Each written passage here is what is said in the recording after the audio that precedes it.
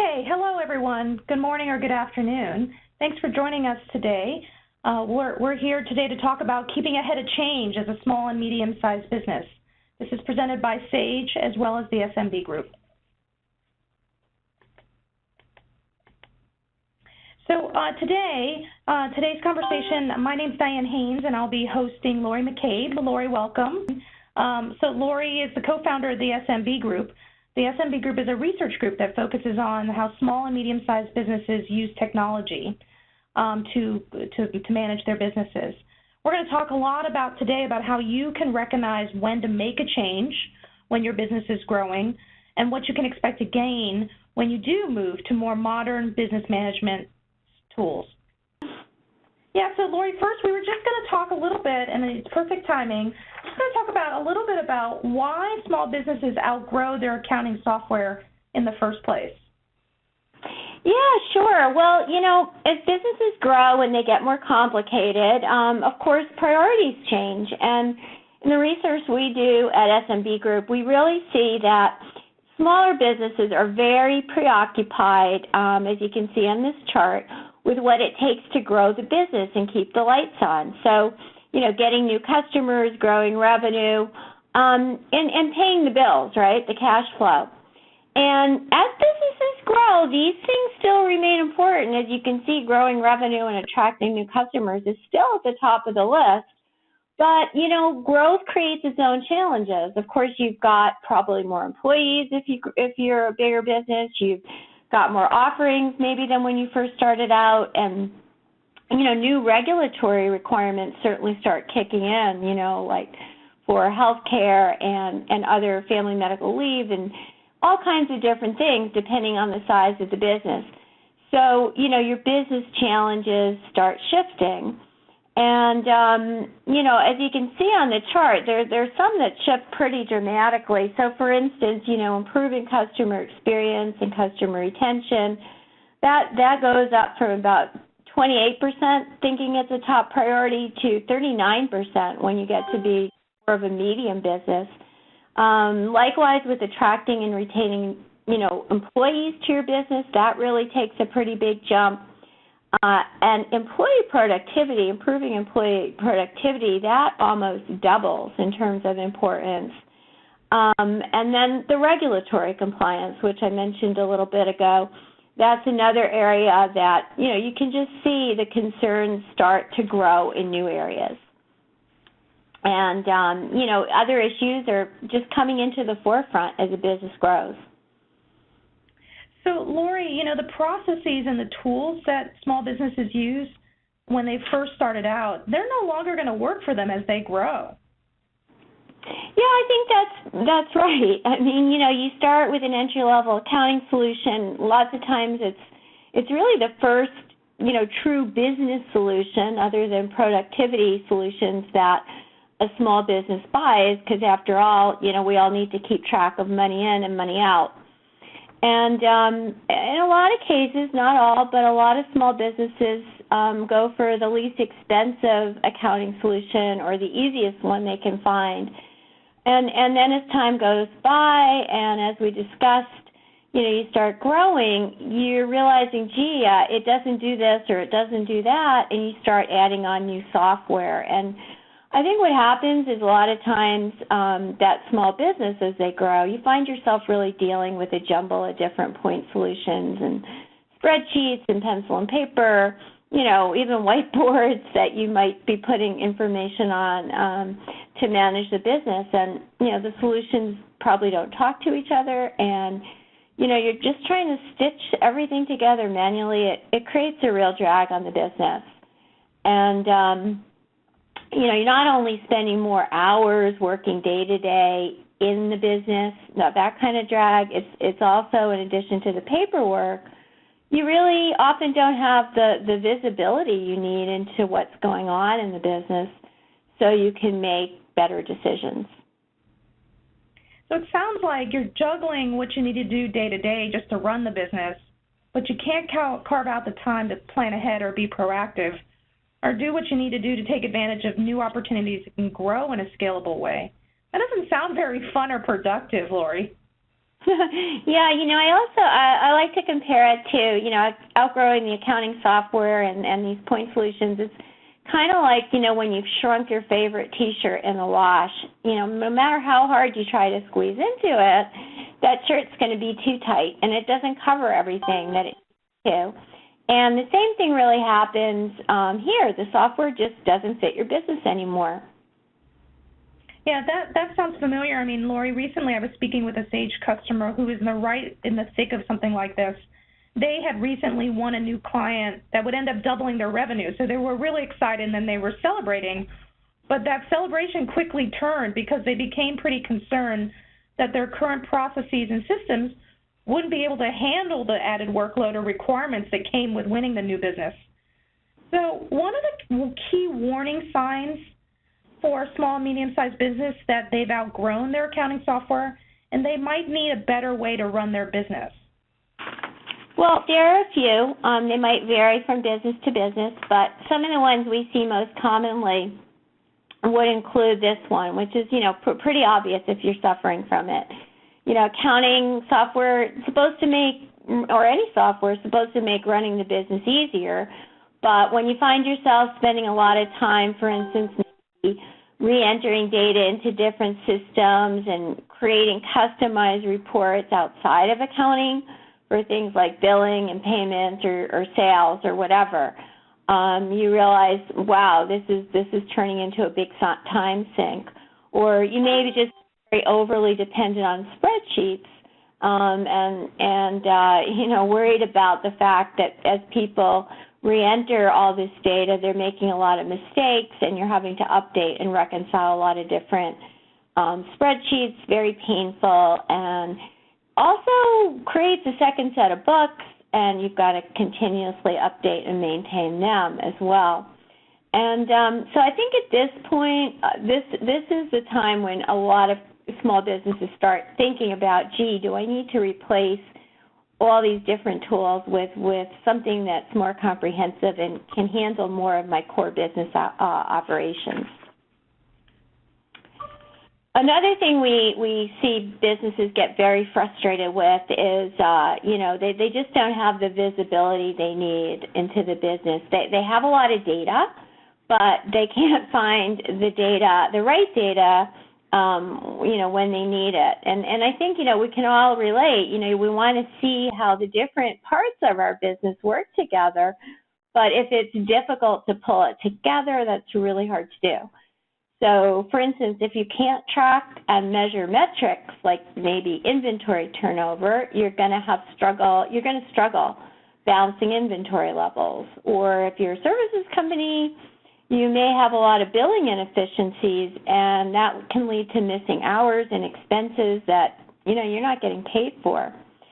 Or it just may be that it takes you too long to generate reports that different people in the business need or to do something like close the books. So this is another area where people see that, if I could just automate and integrate across these different areas of the business and get a unified way to have the data stored, and I could pull all my information and reports from this one place, that would be a big help. And in addition, another thing that we see too, not on the slide, is that you also want to be able to do more and more of this on a mobile device, because a lot of us are using our mobile devices for, instead of a PC or notebook in a lot of cases when we're on the go. And so that's another driver. You can't get that data unless you're in front of a desktop or a laptop. And then number 3, I think we alluded to this a little, but again, when people are relying on different spreadsheets and reports that are generated with different data from different systems, you end up with people having really different views of what's going on in the business and what actions they need to take. So this is another thing. When people get frustrated because there's no unified view, they start, kind of wondering, what if we replace this with something where we can more easily share the up-to-date, real-time, consistent information. It would make things a lot more easy to collaborate and then hopefully make decision-making a lot more effective as well.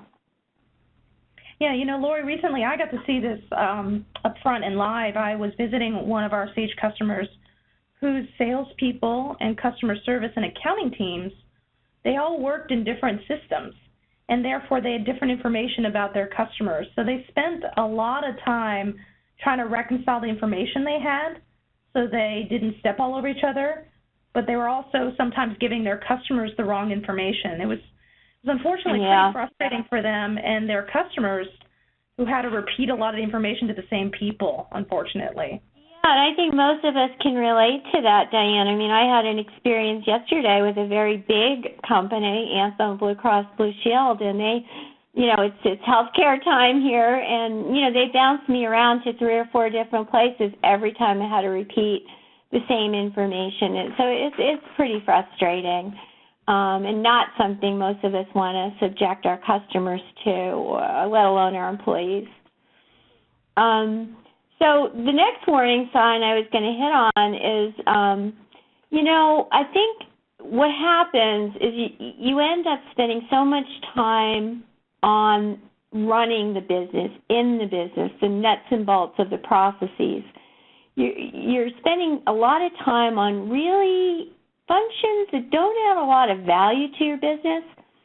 And when that happens, things are kind of tipped the wrong way because you can't really carve out the time and resources to do things that can really move the business ahead.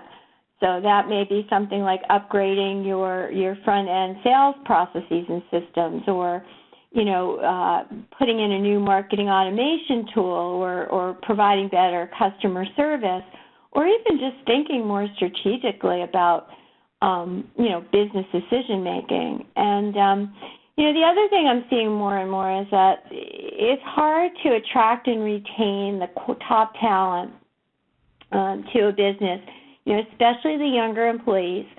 They have really high expectations around technology, and they're looking to work for a business where the same technology they've used and enjoyed in their personal lives or with other employers to automate business processes are in place. So I think all those things are, really critical as well. And then, last but not least for the warning sign, and this is really not so much a warning sign as a trigger. What happens is all these warning signs start to kind of build up, but a lot of times you just don't do anything because you've got all this duct tape to make everything work, sort of, kind of, and it's what you know. But then there's that key trigger event. So, for instance, it may be you need to do, or you have an opportunity to do business in some other countries, and you have to suddenly be able to do things like track exchange rates and convert currencies and consolidate financials across the business. And that entry-level accounting software just doesn't easily accommodate that. Another area would be you want to add some new products or services, maybe. And I've seen a lot of companies like this. They're a B2B company. They have a product. They see an opportunity to add a B2C channel to supplement the B2B business, but it's really hard and clunky, and they have to use a lot of workarounds on the back end to make that kind of thing happen.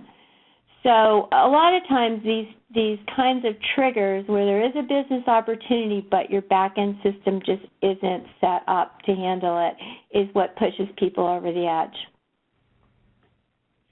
Yeah, I hear this a lot, Laurie, from our Sage customers because, this is what every business wants to do. They want to grow and expand, and these are some great tips in terms of the warning signs that they can look for in their businesses.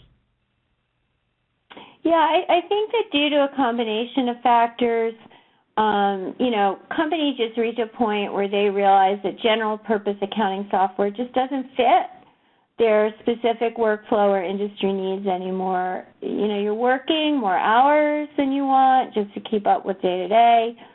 You feel like you're spinning your wheels because the data isn't organized, and you can't find the data you need, as we said, to see what's going on and improve upon things. And at this point, I think it's when, the business really does need more power and speed and capabilities and integration across these different functions to better manage the business and create a more sustainable and growth-oriented company.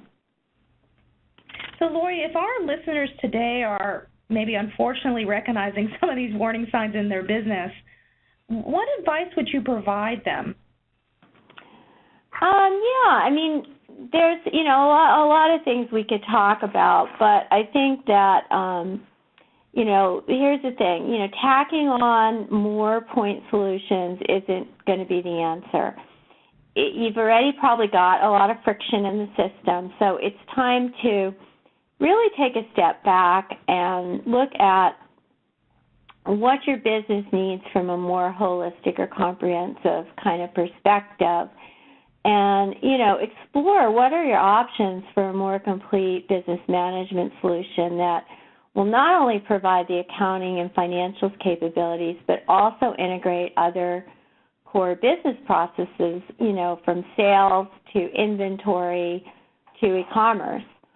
So for instance, when everything's integrated like that in one business management system, when orders come in, you're able to spawn immediately to fulfill the orders and then manage the inventory levels to make sure that, you have the right amount in balance with how the orders are coming through. Or, you want to be able to invoice immediately when an order is placed and filled so you can get paid faster. Or, create an integrated online store, for instance, as we talked about, so you can manage customer purchases more easily. And I think also that with that type of integrated system, all the data is in one place, so you can more easily get the analytics and reports you need to see the big picture and make better decisions. And, unfortunately, you can't just wave a magic wand and make all this happen. But when you get these functions working together off of one database, you will see real advantages and efficiencies. A lot of them are listed here, but you're going to feel more confident about your decision making. Of course, you're going to be saving time and taking a lot of errors out of the process because you're taking a lot of friction out of the process. You're going to shorten up a lot of transaction times and improve that collaboration. And I think, the net is you're working smarter, not harder, and you can focus more on business growth instead of that day-to-day drudgery.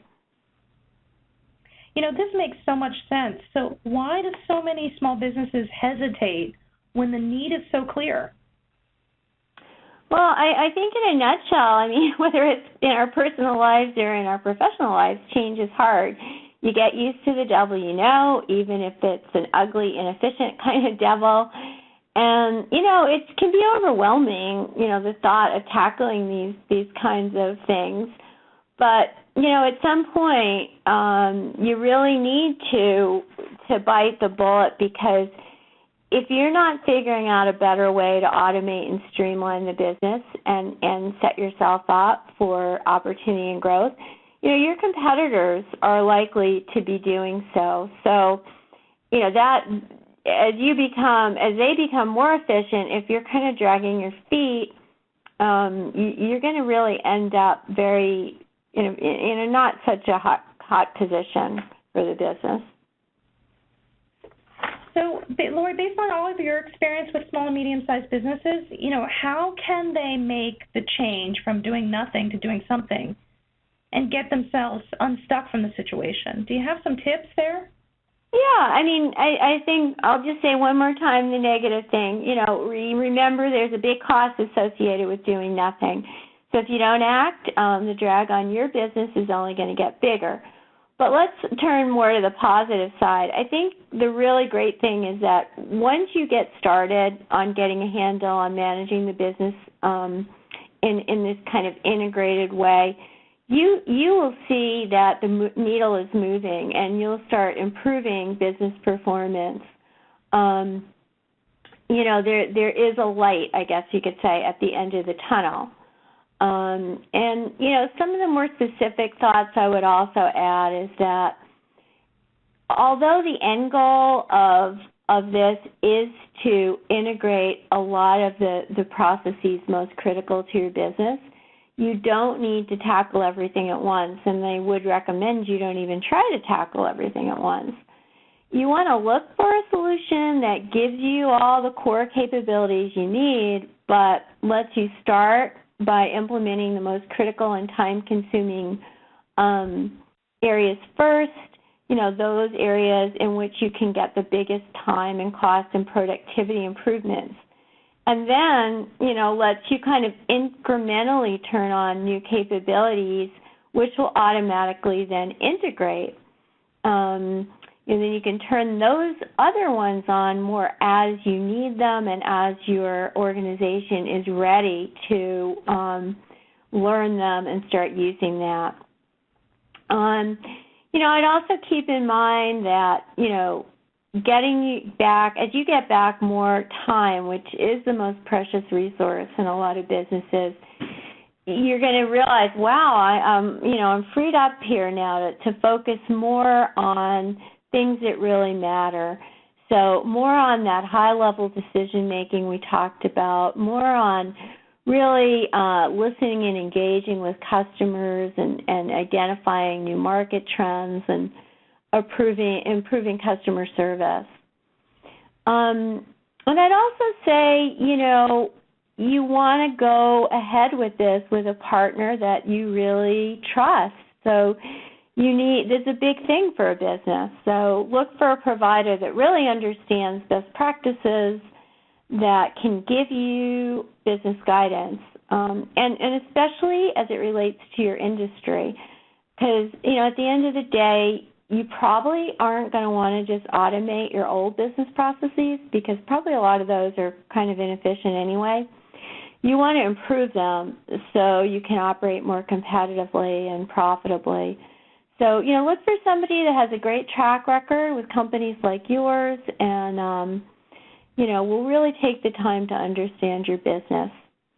And, you know, to also talk to people at other companies who have faced similar challenges and learn from their experiences, you know, either through trade associations or references that different vendors might provide you with. And then last but not least, think about if you want to be responsible for managing software and systems. You know, do you have the expertise in-house to do it, and does it provide the business with any real advantages? You know, you may want to go to the cloud, because then you can offload a lot of that day-to-day software and systems management. And the odds are pretty high that a cloud provider is able to offer better security and reliability and management than a lot of internal IT shops that smaller companies can. Well, thanks, Laurie. Thanks so much. I really learned a lot today. So what we're going to do is, it's time, I think we're going to want to hear from you, our audience. So we're going to do something interactive here. We're actually going to introduce a little bit of a poll, and you'll see this in the WebEx feature. And basically, you'll see a poll. It should be here right now. And it'll ask you one question, which are, what are the top warning signs that you face today? These are the warning signs that Laurie talked about. And if you select one of them and then click Submit, then we can see what types of challenges you're facing today. So if you go ahead and do that while I talk, that would be great. And we can talk a little bit about what we see there. So, you know, as I mentioned earlier, Laurie, I really learned a lot, and I think that our listeners did too. You know, what they heard today is what types of things would show them that they need to make a change. What are those warning signs? How they can take some steps, even if they're just baby steps, from doing nothing to doing something about it. And what type of technology might help them in making that change. For more on this topic, it's more than just with this webinar. We've posted an action brief on our website, and you'll see the URL there. It's a little bit long. I won't read it. But if you visit that website, that URL, you can download this action brief that goes into greater detail about some of the steps that you can take today to make sure that your tools and processes are not holding you back and that you are ready to grow and expand, just as Laurie talked about. So again, please be sure to visit this website, download the action brief, and get more information. So we're going to go ahead and then take a look at the poll results. So if we go ahead and display that, I think we need a little bit more time to make sure of that. So let me just talk a little bit about, oh, here we go. Great. So people are a little bit shy today in terms of what they're saying, but I'm seeing that it's actually all over the place, honestly. Everyone, several people noted it's pretty even, Laurie, if you can see those poll results. Looks like pretty evenly people recognize some of these warning signs. Yeah, well, I think it's because, obviously a lot of them are interrelated, and it's probably hard to pick just one. I'd venture to say that if one of them is an issue for you, probably at least one or two more are also cropping up. And I think that, all of these different things just kind of combine to create the perfect storm. Well, and also I think it's a good recognition too that, Laurie, these 5 warning signs are pretty common amongst companies today, right? These are not obscure types of things. That these are things that almost everybody can relate to in their business. So thanks everyone for providing your input on that. So now it's time to turn the conversation over to you on Twitter. So Laurie has kindly agreed to answer your questions in a live tweet chat after this webinar is over. So we invite you to log out of WebEx, thanks so much for joining us, and move over to Twitter and post your questions, any insights you might have. Don't forget to use the hashtag #HelloSage so that you can join the conversation. Thanks so much, Laurie, for joining us, and thank you to all of our listeners. Thank you, Diane, and everyone who took time out to dial in today. Thank you.